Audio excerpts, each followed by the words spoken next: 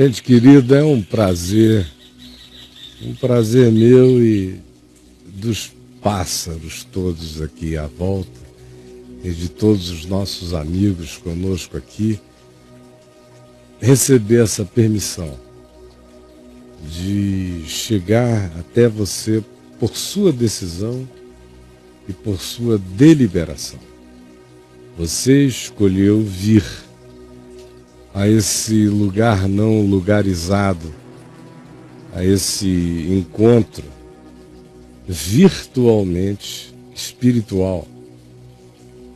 É preciso ter uma determinada disposição de se encontrar em lugar nenhum para poder fazer parte de uma comunhão como esta que está acontecendo aqui entre nós. Porque eu estou aqui, é minha casa, um cantinho do meu residir. E você está aí no seu, em volta do planeta. Informações nos alcançaram e nós convergimos o nosso coração para esse momento. Somos milhares de pessoas. Não estamos nos vendo. Eu sou a única pessoa vista nesse avistamento. Mas eu imagino e, num certo sentido, vejo você.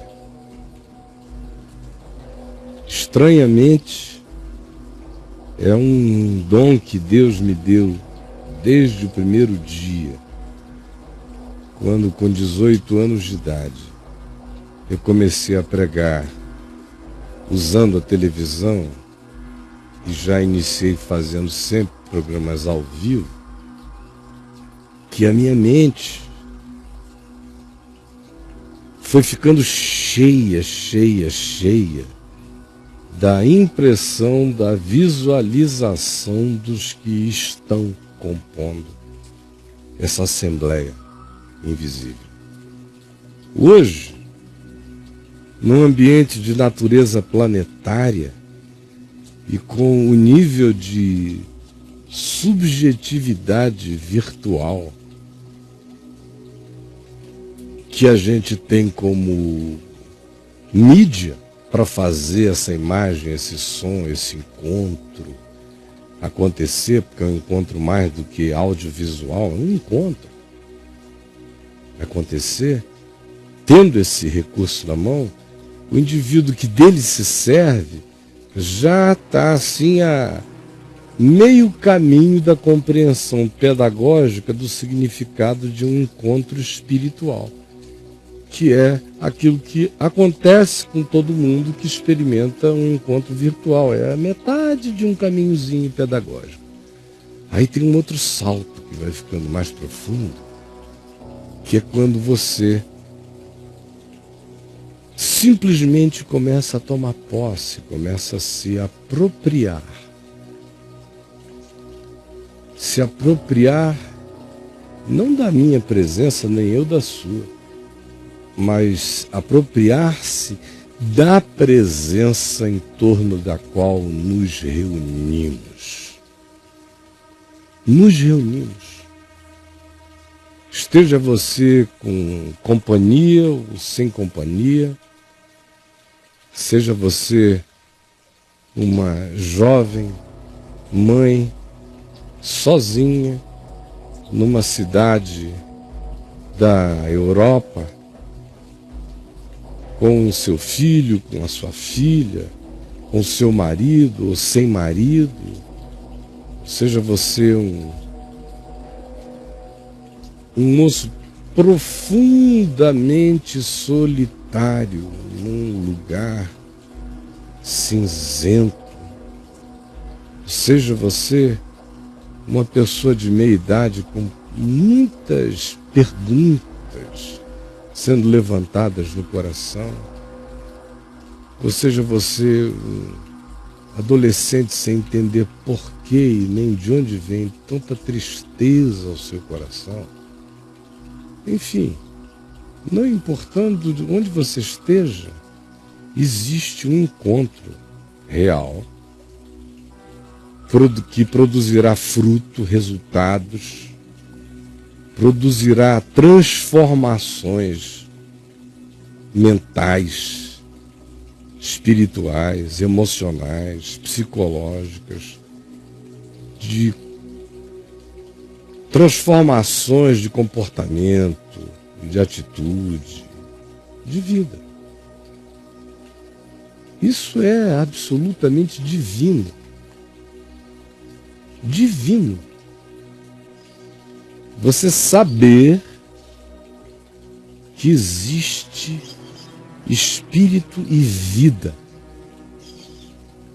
no que você está fazendo e que essa é uma realidade mais concreta do que construção civil. É essa que não está disponível aos sentidos, mas que constrói edificações eternas na mente e no coração. É disso que estamos falando, é esse o encontro que estamos tendo, esse é o objetivo dessa nossa congregação. 2, 3, e aí milhares e milhares de milhares reunidos em nome de Jesus.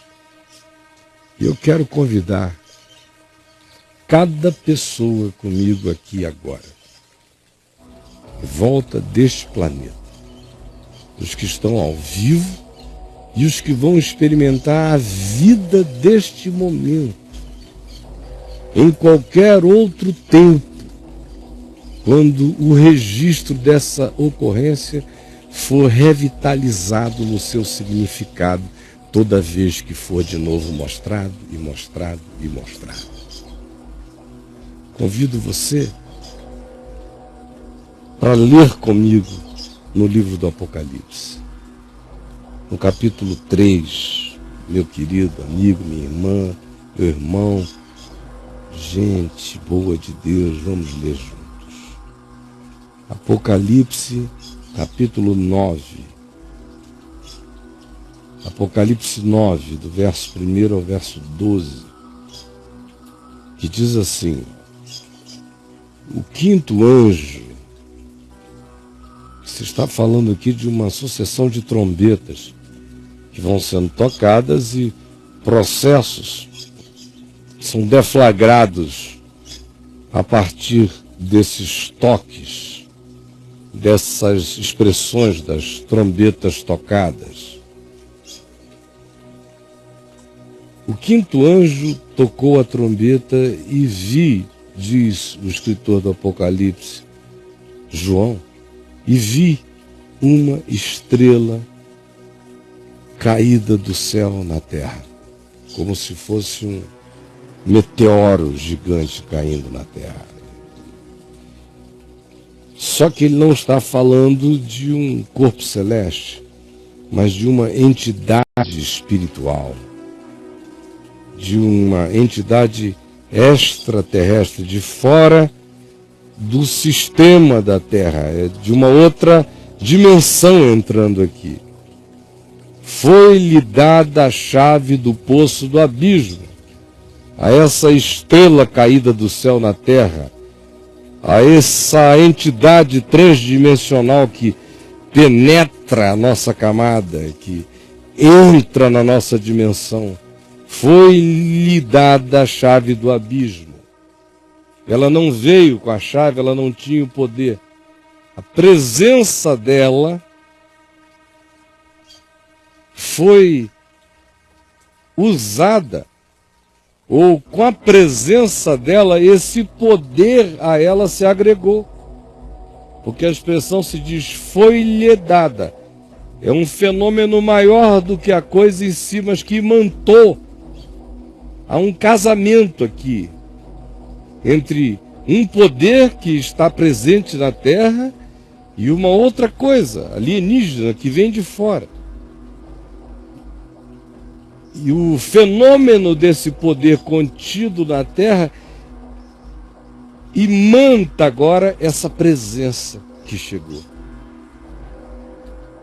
Ele, esse ente espiritual, essa presença maligna, abriu o poço do abismo.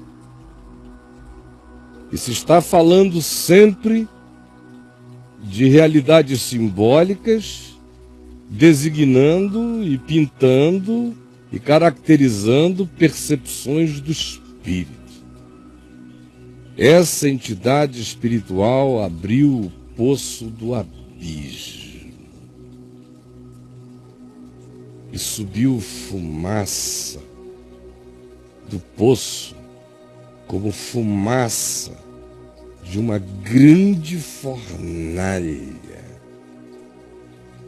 E com a fumaceira saída do poço, escureceu-se o sol e o ar, demonstrando como toda a atmosfera espiritual do planeta ficou completamente tomada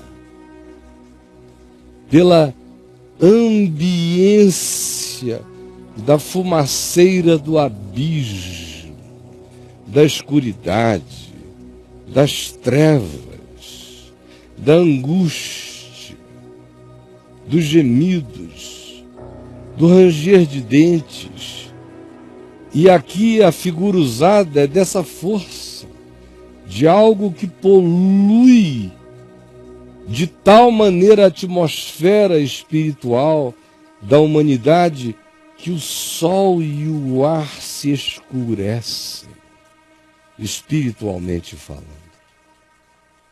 Também da fumaça, dessa escuridade, saíram gafanhotos para a terra, dessa camada atmosférica poluída, densa, das expressões turvas da fumaceira da angústia, saíram gafanhotos para atacarem os indivíduos. E foi-lhes, outra vez, veja, foi-lhes. Existe sempre um poder designando força a outro. Ninguém aqui é um poder de si mesmo.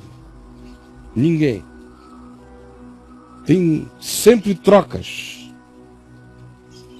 E se diz, foi-lhes aos gafanhotos, a esses entes espirituais, dado o poder como que tem os escorpiões da terra, a ferroada.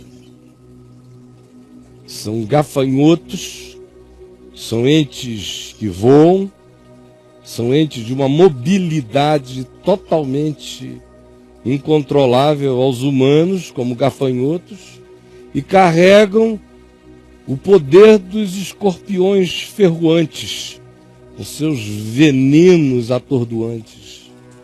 Outra vez diz, foi-lhes dito, foi-lhes dado e agora foi-lhes dito que não causassem dano à erva da terra, à natureza imediata das coisas, àquilo que significa a natureza do planeta, nem a qualquer coisa verde, nem a árvore alguma. Ou seja, isso aqui só dá em humanos. É uma linguagem apocalíptica para dizer a finalidade da existência daqueles seres e do poder que tinham se circunscrevia a atacarem e atingirem apenas aquilo que concernia à natureza humana. É o que se está dizendo quando se exclui tudo mais. tão somente aos humanos que não têm o selo de Deus sobre as suas frontes. Ervas, plantas, árvores estão tão livres disto, quanto também estão aqueles que estão e têm sobre si, sobre as suas frontes, o selo de Deus. Assim como essa natureza de veneno não pode fazer mal à árvore, não poderá também fazer mal aos que têm o selo de Deus nas suas frontes espirituais, os que carregam a marca de Deus nas suas frontes espirituais. Estão livres, mas todos os outros humanos estarão totalmente vulneráveis para a manifestação desses entes espirituais que sairão, que nascerão do caldo das agonias da humanidade. Todos os homens estarão sujeitos, porque eles são a expressão concreta e a devolução daquilo que nós produzimos na terra, na história e na vida. Uns contra os outros e contra o planeta, essas coisas todas explodirão como fumaça de um abismo, poluirão toda a atmosfera da humanidade e voltar-se-ão contra os indivíduos humanos, exceto aqueles que têm o selo de Deus nas suas frontes. Foi-lhes também dado a esses seres, a esses gafanhotos escorpiônicos, foi-lhes também dado não que os matassem, aos humanos vulneráveis, aos humanos que não têm o selo de Deus na fronte do ser, no espírito e na consciência. Foi dado a esses seres não que os matassem, não que matassem a esses seres humanos, mas apenas que os atormentassem. São espíritos de tormento, espíritos do limbo, atormentando a alma dos humanos que não trazem o selo de Deus nas suas frontes. Eles não poderão matá-los, mas têm o poder de atormentá-los. E pela misericórdia de Deus, isso tem um tempo para começar e tem dia para terminar. O tempo simbólico que caracteriza a limitação dessa ação e desse poder contra os humanos, aqui é dito simbolicamente ser de 5 meses, caracterizando apenas a finitude, o ciclo, literalmente a presença virótica de algo que aqui se manifesta, e está dito que quando atingir a sua plenitude, terá esses contornos inequivocamente percebidos por todos. Mas eu creio que isso sempre está presente em cada geração. O Apocalipse é como uma espiral crescente. Ele começa e em cada geração ele faz a volta toda de si mesmo. Só que ele vai crescendo. Ele vai crescendo. É uma espiral linear crescente.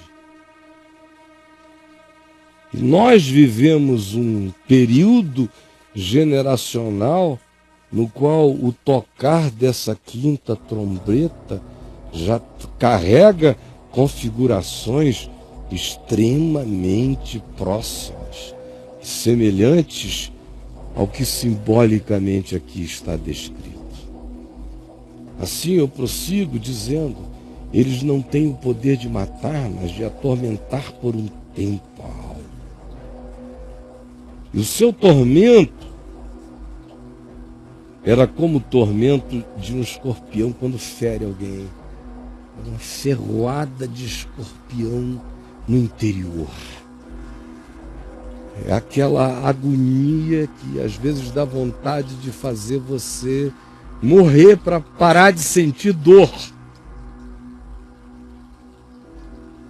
É uma dor que não te mata, mas faz o dia inteiro você sentir vontade de morrer.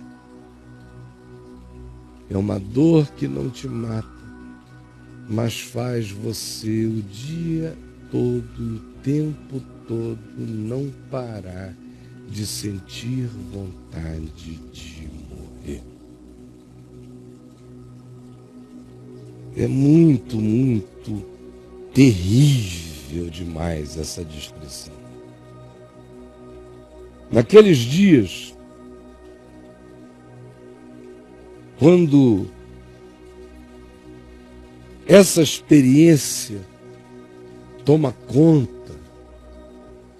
da atmosfera espiritual, os homens buscam a morte e não a acham.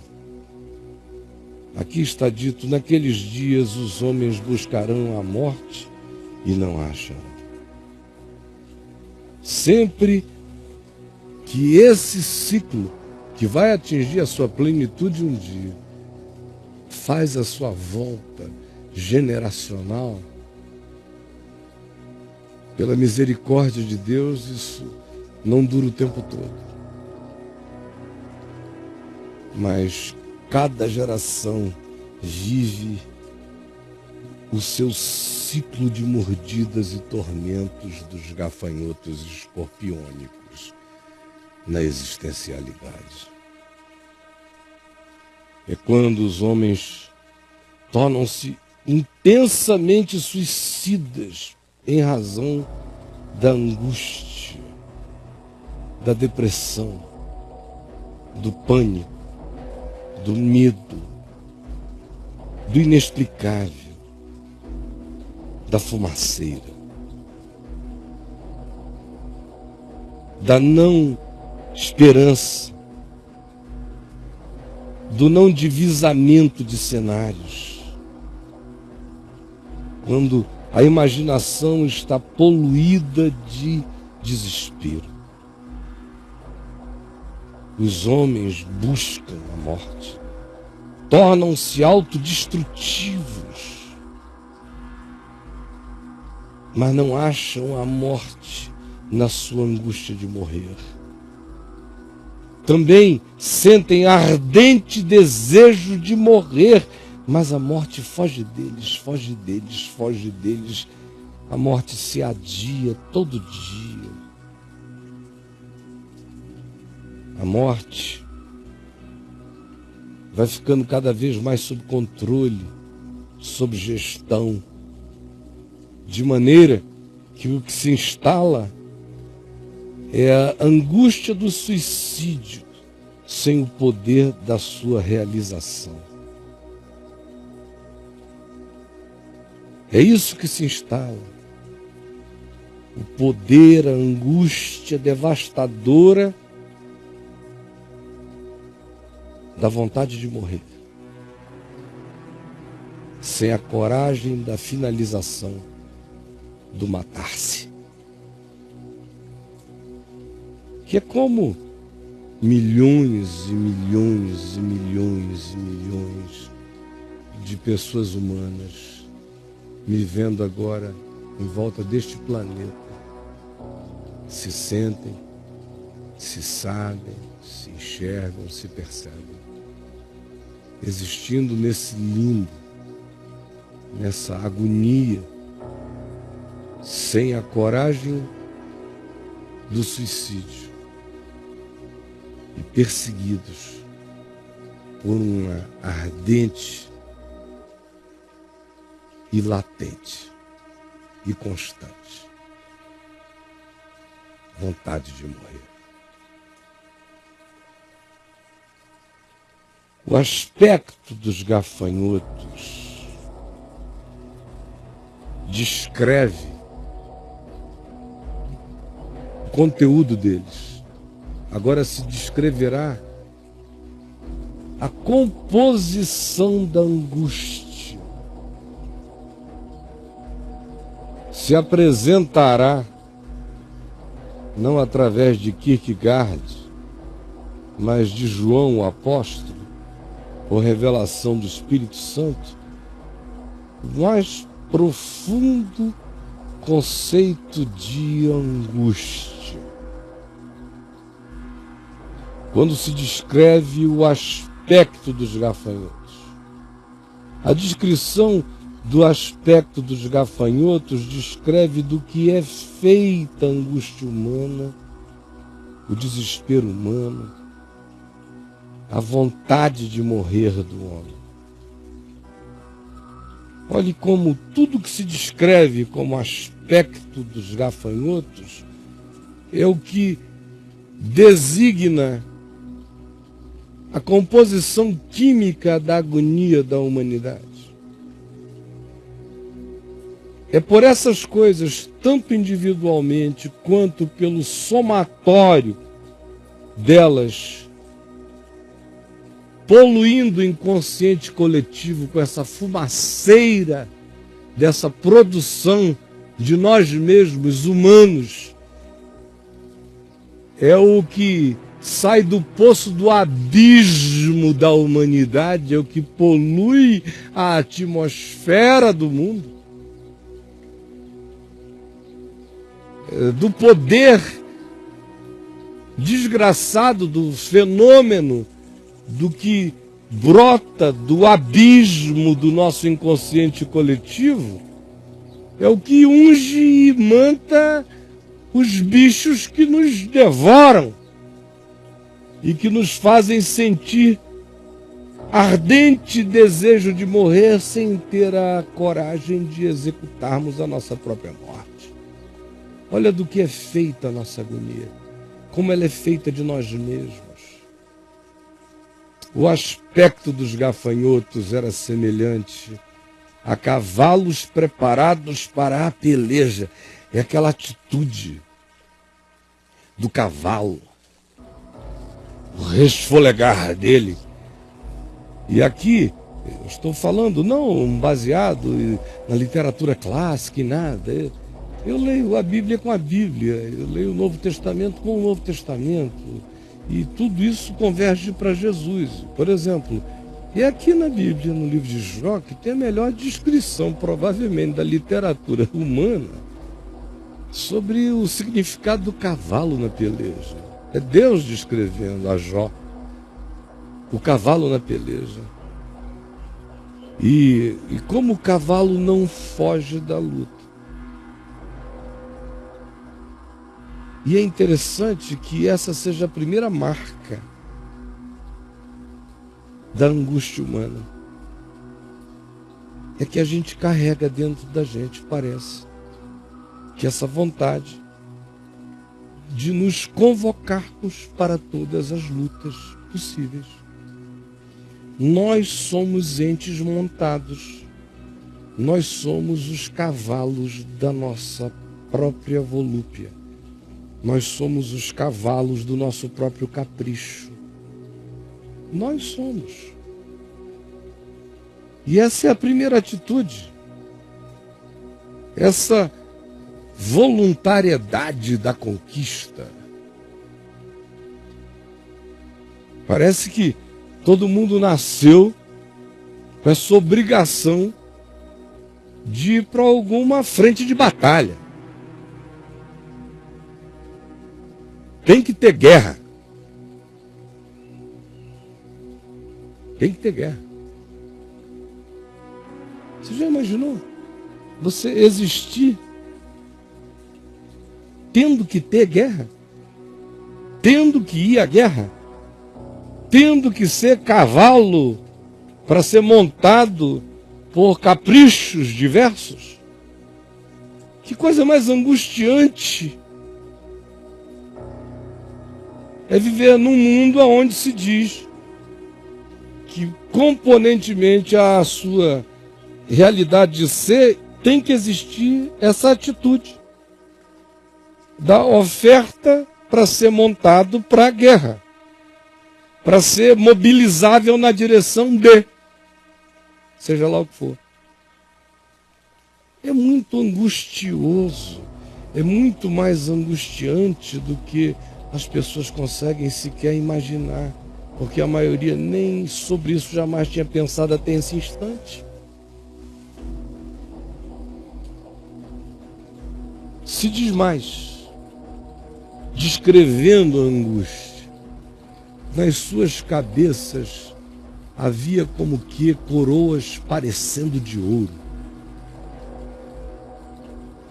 que é essa fixação, essa obsessão humana na conquista. Eu tenho essa obsessão na luta, porque eu tenho esta obsessão na conquista. Ser alguém, coroas parecendo de ouro, porque é tudo ilusão, é tudo aparência, é tudo feito de brilho falso, mas habita a volúpia da minha inexplicável necessidade de conquistar.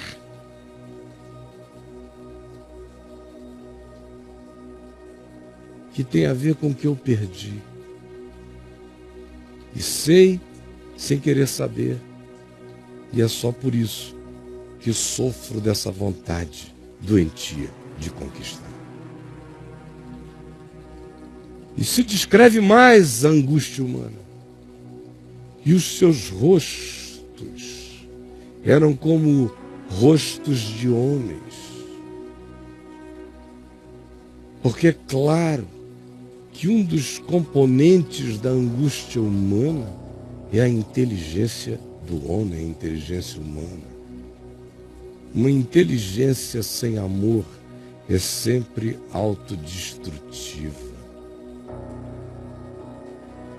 Uma inteligência sem amor é sempre autodestrutiva. Por isso a inteligência do homem é contra o homem. Porque toda inteligência que não existe a serviço do amor é inteligência autodestrutiva e destrutiva a tudo o que à volta exista. É o toque da hidra de muitas cabeças. É o ente que sai da inteligência sem amor.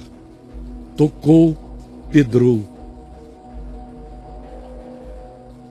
Outro componente da angústia humana é esse que aqui se diz: e tinham também cabelos como cabelos de mulheres.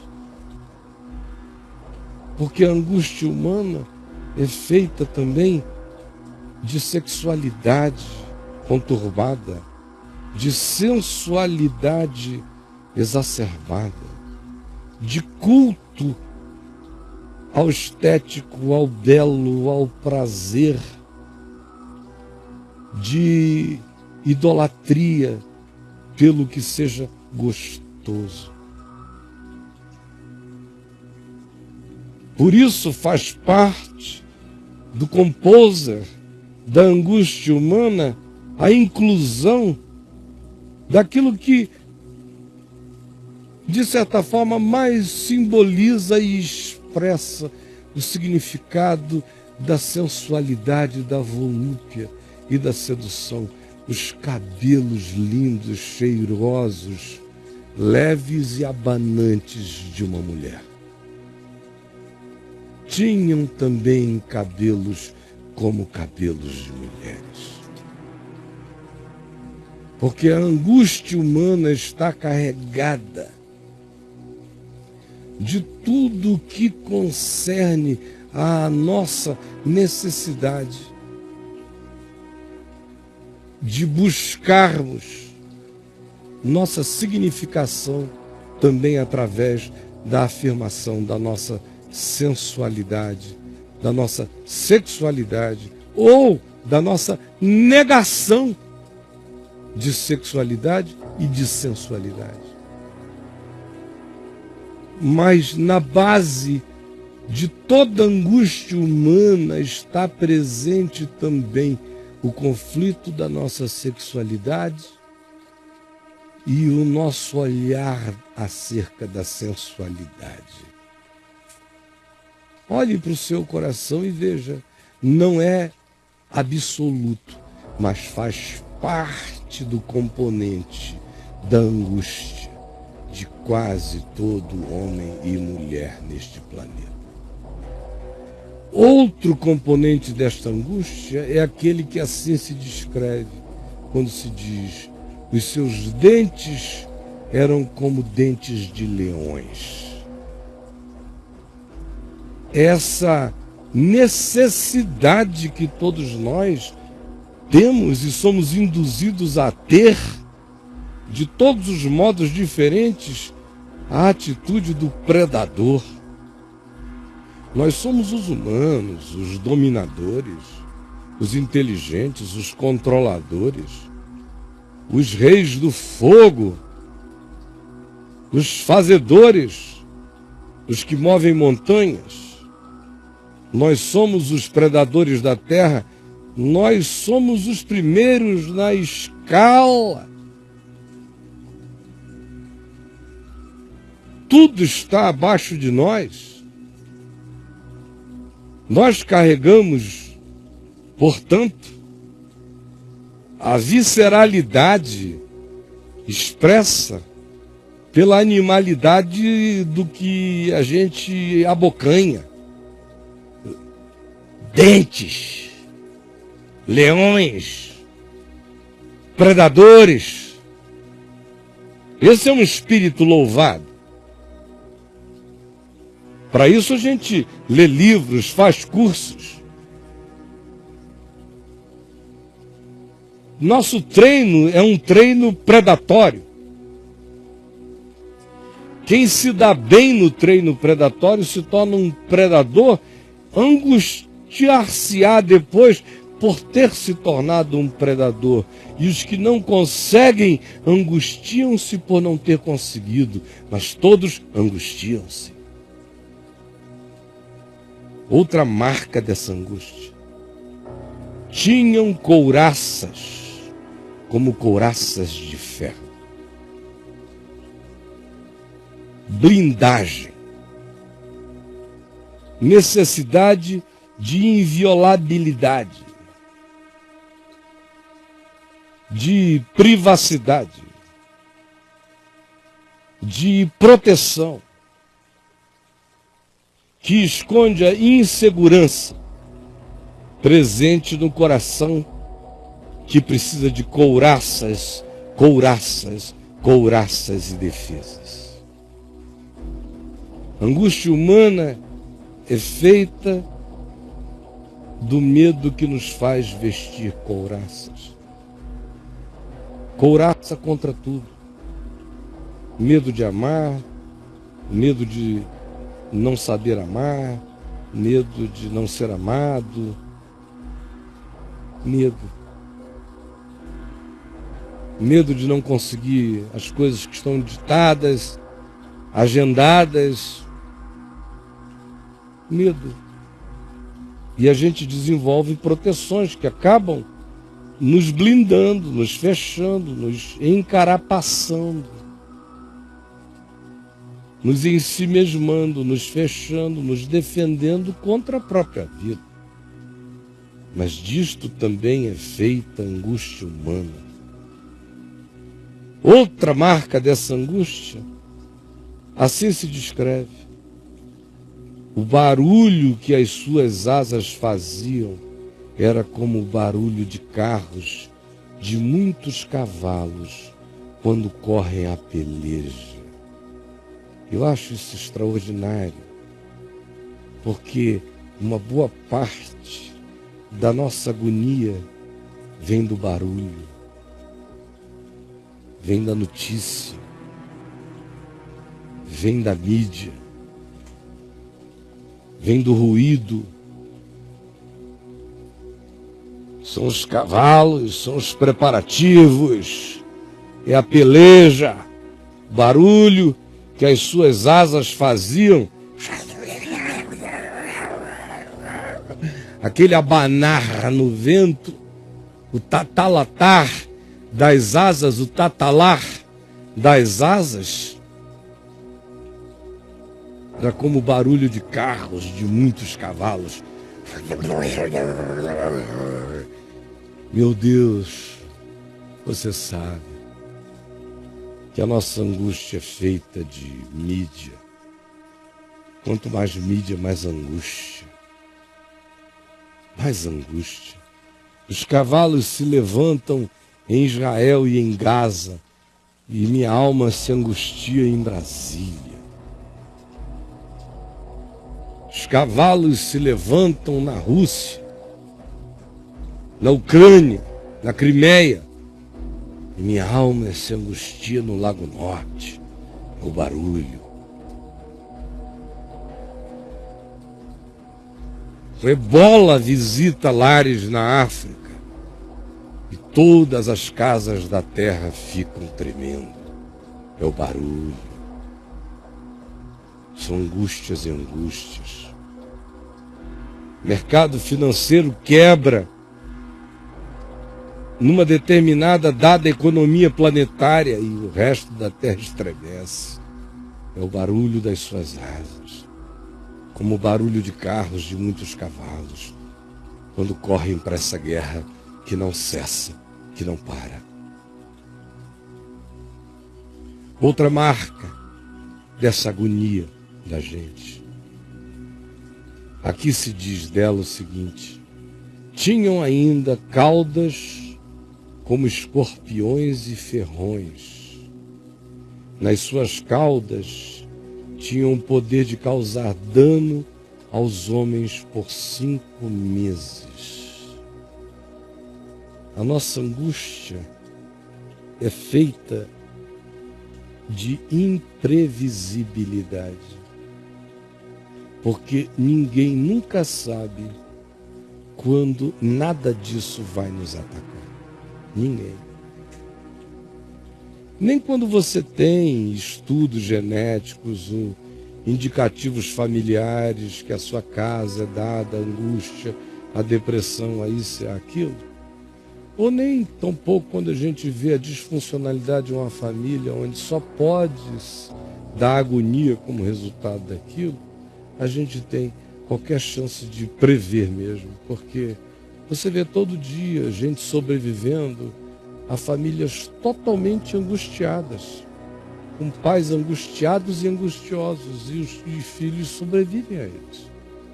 E a gente às vezes vê lugares completamente, aparentemente tranquilos, de onde brotam seres que são a angústia encarnada. Porque está para além de nós a capacidade de dizer quem vai sofrer disso e quem não vai sofrer disso. Quando o inconsciente coletivo fica possuído pela fumaceira do abismo, quando a atmosfera espiritual da humanidade fica tomada de tempos em tempos e crescentemente avolumar-se-á mais e mais denso tornar-se-á o poder desse avolumamento no inconsciente coletivo, tanto mais quanto a gente se aproxime dos dias últimos, dos grandes tempos de decisão fatal para a humanidade. mais essa angústia chega, mais se adensa. E você sabe que ela é feita desses elementos. E mais, eu quero recapitular com você. Aqui está dito, isso aqui não dá em árvore. Não dá em árvore. As ârvores aqui de casa, que eu saiba, não estão tendo crises de angústia, de depressão, de pânico, nada disso. Mas estão bem, estão tranquilas, estão crescendo, estão viçosas, são bem tratadas, são podadas no tempo certo. Enfim, está tudo bem, tudo tranquilo. Essa mangueira aí não está angustiada. Foi podada outro dia por uma conveniência minha. Esses bambuzais aí do lado que eu trouxe do Amazonas, como lembrança do meu pai e da minha mãe, não estão com angústia. Essas barbas de bode, de pantanais, também não. Nem esse bambu gigante lá atrás. Nem esse pé de planta branca aqui mais para baixo, que é o cabeça de velho. Tá aí, não está com nenhuma angústia. Não dá em coisa verde essa agonia. Mas está feliz. E também se diz que não dá em quem tem o selo de Deus na fronte. Quem tem a mente guardada pela fé. Quem foi marcado. Quem recebeu o imprimatur da graça. Que segurou na fé a certeza do que está feito. Esse passará. Não sentirá os efeitos atordoantes e devastadores de ter que viver com essa vontade de morrer sem a coragem de se matar. Ele vai sair dessa. Se ele estiver nisso e crer, sairá disso. E se ele já tiver crido, ele vai renovar a consciência, a percepção na fé, para atravessar o processo. E se ele já tiver compreendido, fique em paz. Porque assim como as árvores não estão sentindo esta agonia, você será poupado delas também. No Senhor Jesus, você vai ter dias de aflição, de tristeza, de depressão, de infelicidade, de interiorização de sentimentos doídos. Acontece com todo mundo, com gente saudável, normal. Experimenta os ciclos e as alternâncias da existência, porque há tempo para tudo debaixo do sol. Para todas as emoções, sentimentos e expressões. E gente saudável é gente que chora com os que choram e alegra-se com os que se alegram. Tanto quanto chora quando é hora de chorar e alegra-se quando é hora de se alegrar. E é na saúde desses ciclos normais que o caminho espiritual de quem anda pela fé caminha, mas de maneira sobreexcelente e maior e mais profunda e inatacável. Existe dentro da gente um espigão, uma raiz mestra plantada no chão da ressurreição. E assim se faz a raiz do selo de Deus na gente. É o que Paulo diz. E eu já passei do meu tempo aqui, vou pedir ao pessoal ali dentro mais 15 minutinhos, porque eu vou até o fim. Afinal de contas, a VMVTV está aqui para me ajudar a fazer a palavra chegar até você e não o contrário. Eu quero que você leia comigo em Efésios. Efésios, no capítulo 1. E você veja o que Paulo diz no verso 13. Disse que nós fomos e recebemos Cristo, em quem também, depois que ouvimos a palavra dele, a palavra da verdade, o evangelho da nossa salvação, tendo nele crido mesmo, uma vez que a gente crê, a gente é selado com o Espírito Santo da promessa. Então não existe ninguém que creia genuinamente que Jesus é o Cristo. Isso não é uma confissão verbal, isso é uma interiorização espiritual. Quando eu digo eu creio que Jesus é o Cristo, eu estou dizendo eu creio que Deus é comigo. Eu creio que está tudo feito. Eu creio que sou filho de Deus. Eu creio que o destino humano é Deus. Eu creio. Esse é o meu sentido. Ele é a minha esperança. Ele é o meu hoje, ele é o meu amanhã, ele é a minha eternidade. Isso é crer em Cristo. Não é nada além disso. É isto. Em qualquer lugar é só isto. Para qualquer pessoa é isto. Portanto, quando eu tenho essa consciência, quando esta palavra me foi evangelizada, quando eu fui boanovizado por essa palavra eterna, e ela botou sua raiz em mim, eu sou selado com o Espírito Santo. O Espírito Santo é o selo. Paulo diz que o Espírito Santo é o penhor. O Espírito Santo que Jesus, acerca do qual Jesus disse, eu não vos deixarei órfãos, eu voltarei para vocês no meu Espírito. Eu sou o Espírito habitando vocês. E vocês me têm em vocês.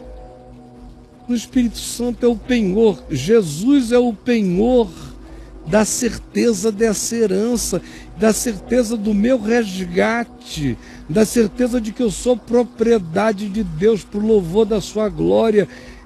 O Espírito Santo é a certeza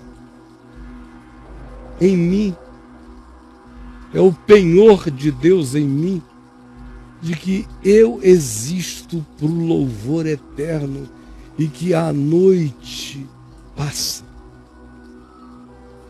E que a tristeza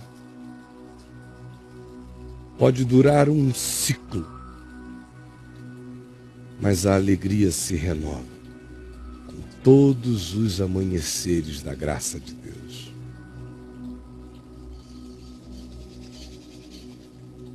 Você crê, você é selado. Você crê, você é selado. É o que Paulo diz aqui em Romanos, no capítulo 5. Leia comigo. Quando ele diz a mesma coisa. Quem creu foi justificado. Pecado já não é mais levado em conta. A justiça de Jesus lhe foi imputada, porque Jesus foi entregue por causa das nossas transgressões e ressuscitou por causa da nossa justificação.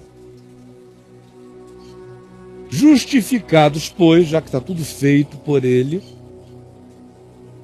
sempre esteve, nunca foi diferente. Eu é que fiquei sabendo disso outro dia, mas sempre foi assim, desde antes da fundação do mundo. Justificados, incluídos, acolhidos na graça de Deus sempre.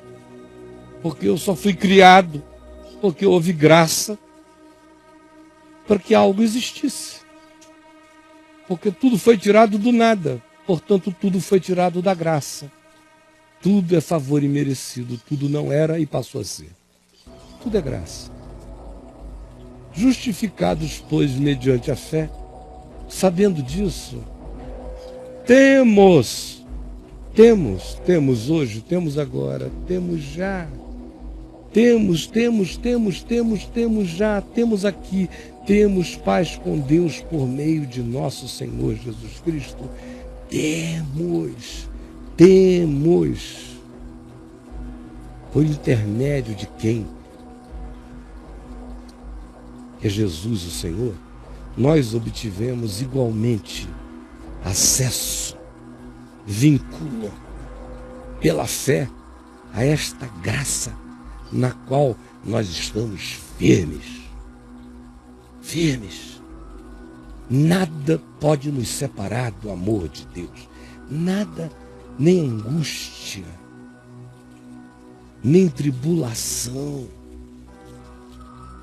nem agonia, nem perseguição, nem fome, nem perigo, nem nudez, nem espada, nem traição quando somos entregues à morte todo dia, ou como quando somos a bola da vez, considerados como ovelhas para o matadouro.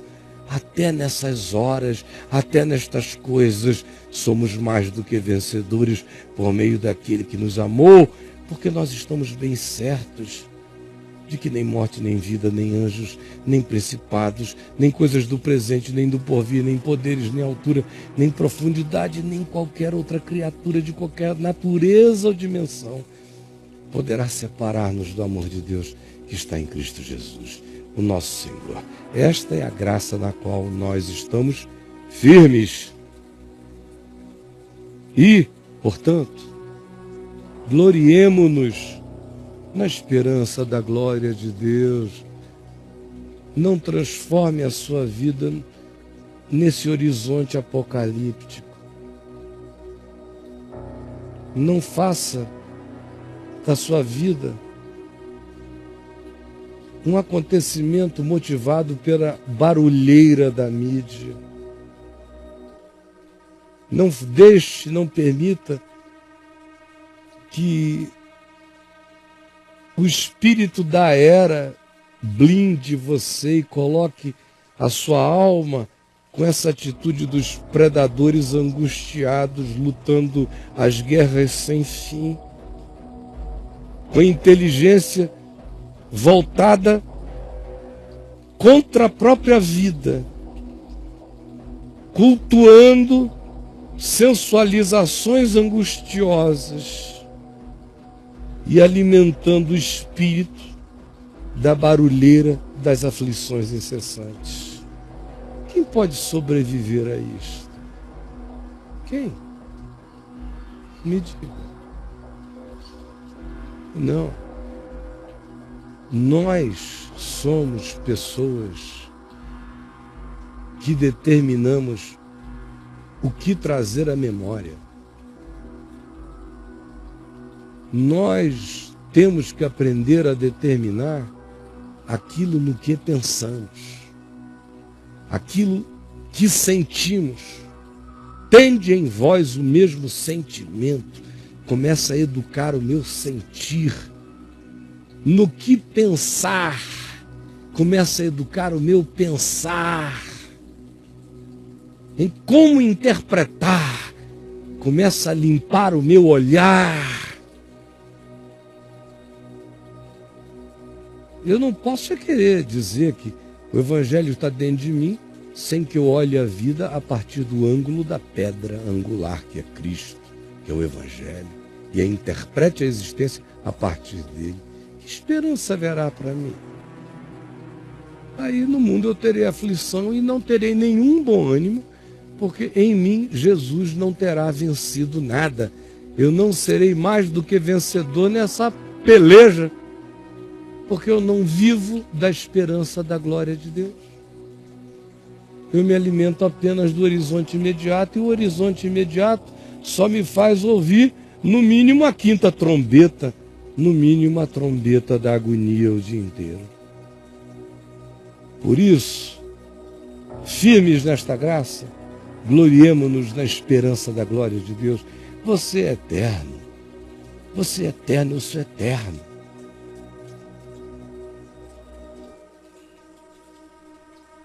Ontem à noite eu estava indo fazer um pipizinho, 3 horas da manhã, na escuridão.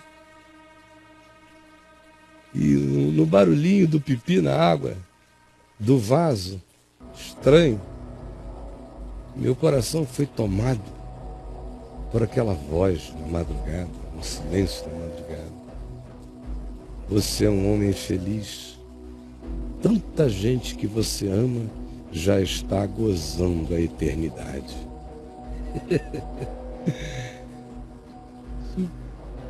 Como é bom e fazer um pipi 3 horas da manhã e o barulho da urina na água fazer você ouvir uma voz celestial que diz: você é um homem feliz, porque tanta gente que você ama já está gozando, aproveitando a glória de Deus.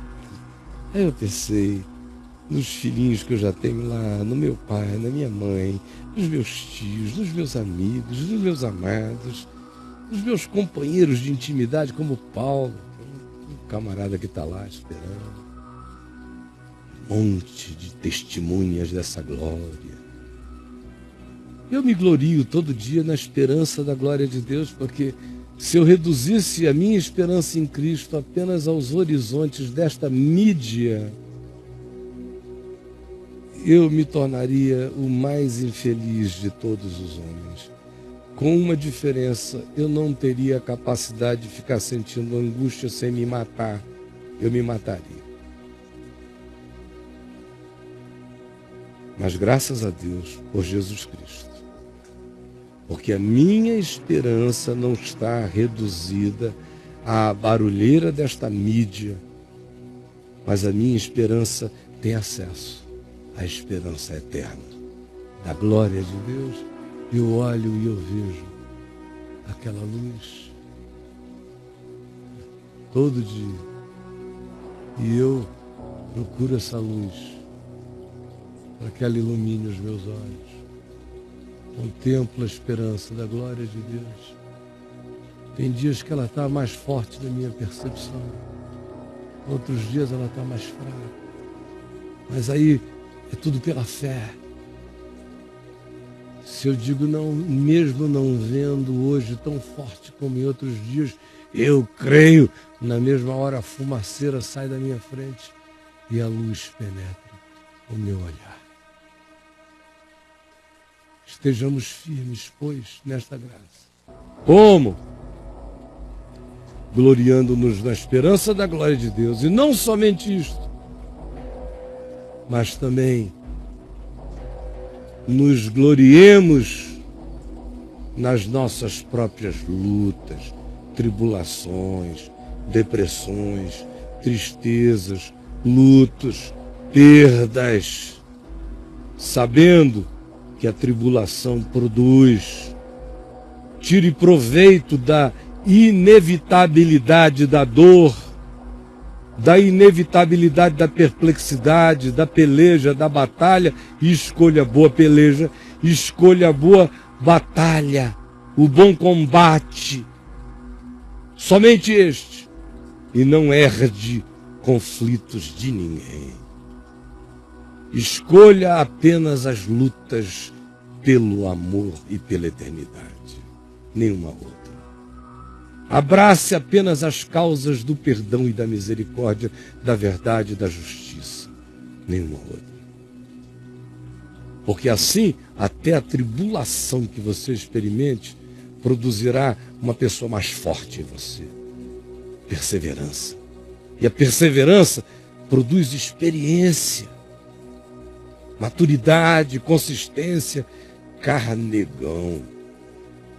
E a experiência, o carnegão e a consistência produzem esperança, cada dia mais densa no coração. Ora, a esperança não se confunde nunca. Enxerga através da fumaceira. Porque ela não se alimenta naquilo que vê. Ela vê o que não se vê. É uma esperança que espera contra a fumaceira, contra a esperança. É a esperança grávida pela fé, possuída pelo amor. Ora, a esperança assim não fica confundida, porque o amor de Deus entra no ciclo e ele se faz derramar em nossos corações pelo Espírito Santo, que vai nos melhorando mesmo no dia da angústia, da tristeza, da agonia ou da perplexidade. Por isso, essa esperança não confunde, porque o amor de Deus é derramado em nossos corações pelo Espírito Santo que nos foi outorgado. Ora, meu irmão, minha irmã,